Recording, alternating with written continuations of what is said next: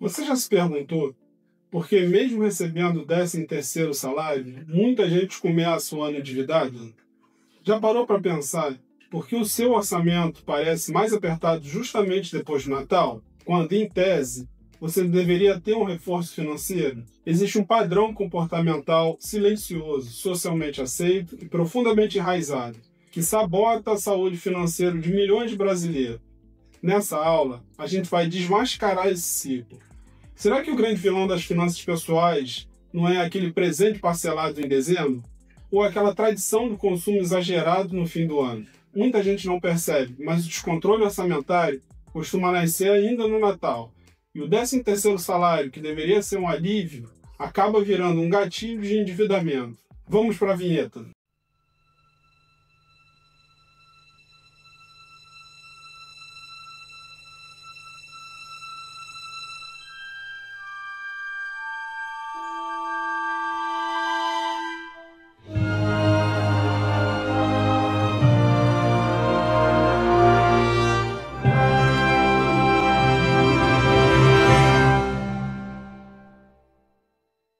Seja muito bem-vindo ao projeto Reconstrução Financeira. Eu sou Márcio Bizarro, servidor público, bacharel em Direito e educador financeiro. Eu ajudo servidores públicos a saírem das dívidas sem abrir mão do que amam e a darem os primeiros passos rumo à liberdade financeira com inteligência e qualidade de vida. Desenvolvi um método prático de desendividamento. Essa mudança me trouxe que o dinheiro sozinho não garante tranquilidade e liberdade de escolhas. Hoje, quero compartilhar esse caminho com você, especialmente se você é servidor público e sente que seu salário não acompanha mais seu padrão de vida nem seus sonhos. O objetivo dessa aula é destrinchar o 13º salário e analisar que ele pode ser utilizado de uma forma muito inteligente. Mas antes de começar o conteúdo, te convido a dar um like, ativar as notificações e a comentar aqui embaixo o que mais te incomoda na área de finanças.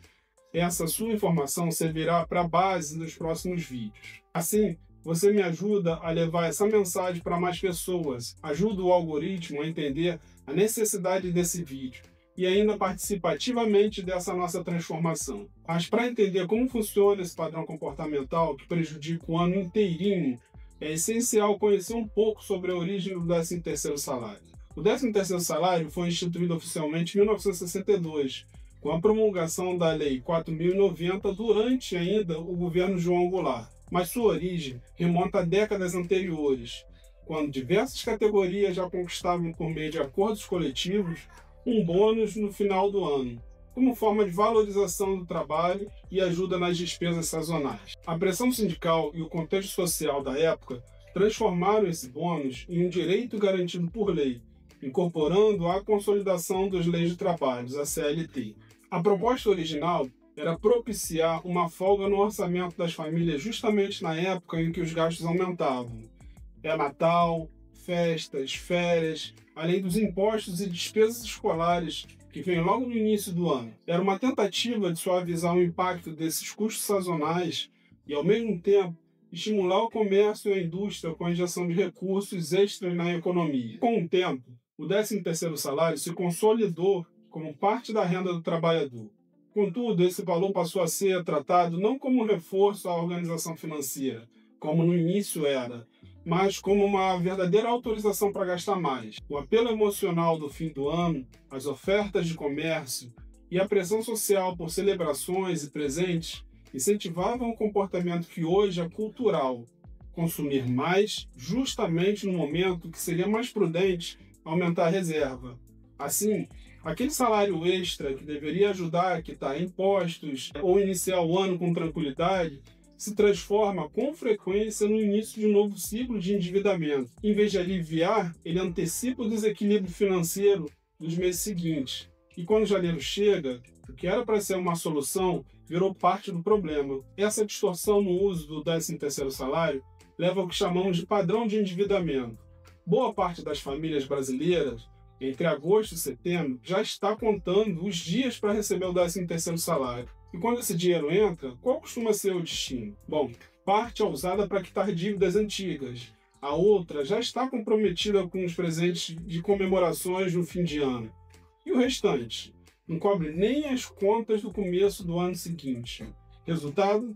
Parcelamento de PVA, IPTU, matrícula escolar, só somam as dívidas do início do ano. E os meses seguintes, como fevereiro, março, abril, ficam sobrecarregados, sem espaço para emergência, que na prática são previsíveis, pois vem o carnaval, vem a Páscoa, vem o Dia das Mães, vem as férias de julho, o orçamento vai ficando cada vez mais apertado e os juros aumentam, o estresse cresce e o ciclo recomeça. Esse comportamento individual, quando repetido em larga escala, gera um impacto coletivo. Não afeta apenas a sua casa, afeta a economia como um todo. O comércio se prepara para um boom de vendas em dezembro. Estoca mais, contrata temporários, aumenta os gastos com transporte, logística e estrutura adicional. As indústrias produzem em um ritmo acelerado nessa época e ficam ociosas no restante do ano. Isso encarece toda uma cadeia produtiva. Nos Estados Unidos, por exemplo, não existe o 13º salário. Isso significa que os trabalhadores recebem os 12 salários mensais, sem aquele pagamento adicional no fim do ano, como acontece aqui no Brasil. Por causa disso, não há uma concentração tão grande de renda disponível. Como consequência, o consumo tende a ser mais equilibrado o ano todo, nos 12 meses. As pessoas não esperam por um salário extra para fazer grandes compras ou resolver pendências financeiras. Em vez disso, elas planejam seus gastos e aquisições de forma mais contínua e distribuída, mais consciente e racional. Compram roupas em promoções sazonais, substituem móveis ou eletrônicos conforme a necessidade e aproveitam oportunidades ao longo do ano. Esse comportamento mais estável evita o pico de consumo típico do fim do ano, que no Brasil acaba gerando pressões em toda uma cadeia produtiva, como comércio, indústria, logística, transportes.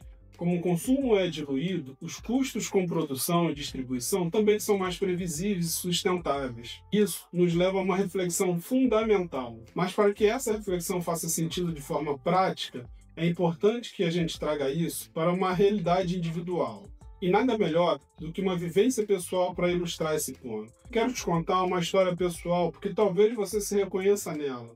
Alguns anos atrás, eu era exatamente essa pessoa que esperava ansiosamente pelo 13º salário, como se fosse o salvador da minha vida financeira. E sabe o que acontecia? Dezembro era um festival de compras. Presentes, roupas novas, gastos desnecessários. E quando janeiro chegava, vinha também o sufoco. IPVA, material escolar, cartão estourado, era como correr em círculos, sempre tentando apagar incêndio. E sentia que trabalhava demais para viver no aperto. Não era saudável e vivia sempre estressado. Assim como foi na frase atribuída a Albert Einstein, ainda que não haja uma confirmação definitiva que ele tenha dito isso, insanidade é continuar fazendo sempre as mesmas coisas e esperar um resultado diferente. Como resultado dessa reflexão, decidi parar de usar o 13º salário como desculpa para gastar e comecei a tratá-lo como uma ferramenta de construção de liberdade. E foi aí que tudo começou a se transformar. A partir dessa virada, percebi que mudar não era só uma questão de números, mas de princípios e valores. E se a gente olhar para essa transformação para um ângulo mais profundo, mais filosófico? O estoicismo, por exemplo, nos ensina a diferenciar o que está sob nosso controle daquilo que não está. As campanhas publicitárias, a pressão da sociedade e as comparações nas redes sociais sobre quem é a pessoa que se mostra mais bem-sucedida não está sob nosso controle. Mas a forma como reagimos a tudo isso, sim, isso está. Quando você escolhe conscientemente não se endividar por causa de um padrão imposto, está praticando liberdade interior. Está dizendo, eu escolho o que me faz bem e não o que esperam de mim. Isso é força, isso é domínio emocional, isso é ser contrafluxo. Adiar uma compra, renunciar a um presente caro, resistir a uma promoção, tudo isso é treino de autocontrole, de clareza e de propósito. Para além da filosofia, o que exatamente pode fazer para mudar esse padrão? São 7 atitudes práticas e técnicas que funcionam com qualquer um. 1. Evite compras por impulso. Crie uma lista do que realmente precisa e compre apenas o necessário. E aguarde uns 3 dias após a sua decisão definitiva de compra. 2. Substitua presentes caros por lembranças afetivas. Pode ser uma carta escrita à mão, um presente artesanal, um vídeo gravado com carinho ou uma cesta simples com algo simbólico. Além de evitar dívidas desnecessárias, você cria memórias verdadeiras e fortalece laços com muito mais significado. 3. Planeje o orçamento de dezembro pensando em janeiro. Antecipe os gastos, como o IPVA, por exemplo, matrículas escolares e outras despesas fixas no início do ano. 4. Estabeleça um limite para os gastos com festas e confraternizações. Você não precisa impressionar ninguém com a mesa mais farta. Compartilhar momentos é mais importante do que a aparência da ceia. 5.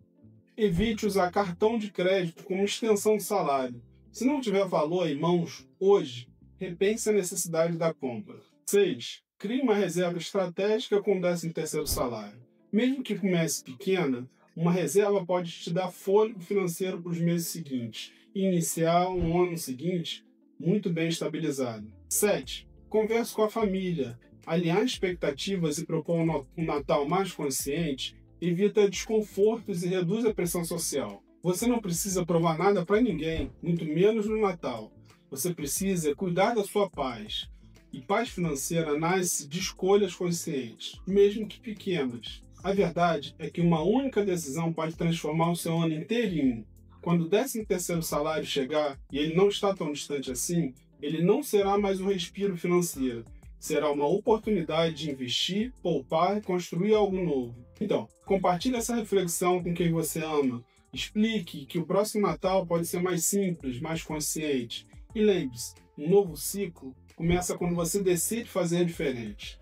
Pessoal, conte comigo nessa caminhada. Se você é servidor público, assim como eu, e sente que está trabalhando demais, mas ainda assim não consegue respirar financeiramente, saiba, existe um caminho. E ele começa com organização, conhecimento e ação. Se você não é servidor público, também pode seguir esse caminho. Os princípios são os mesmos e funciona para qualquer realidade. Eu sou Márcio Bizarro, estou aqui para te ajudar nessa transformação. Foi com esse método que eu saí das dívidas e criei hábitos saudáveis com o dinheiro e me tornei investidor.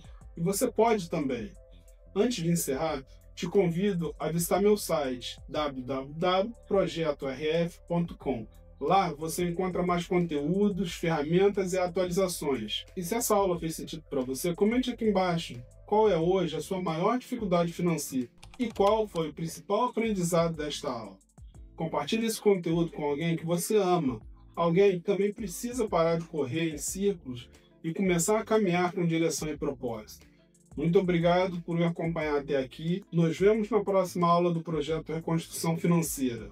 E que a liberdade de escolha esteja sempre com você. Obrigado.